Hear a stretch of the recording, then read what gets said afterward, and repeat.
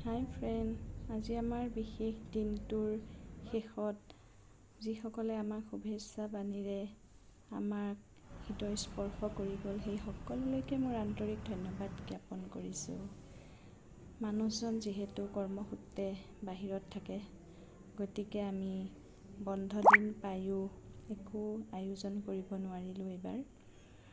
তথাপিতো গুণগুণৰ তাগিদাতেই সন্ধিয়া সময়লৈ ওলাই যাবলৈ বাধ্য হ'লোঁ। ওলাই গৈ যিহেতু বন্ধ বাৰ আছিল, গতিকে তাকো অকণ আনন্দ দিয়াটো আমাৰ কৰ্তব্য মাক হিচাপে।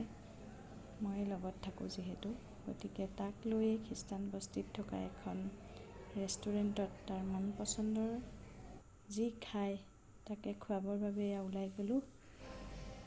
দেখিছে, অকণমান ফূৰ্তি কৰিলোঁ দুয়োটাই তাতে।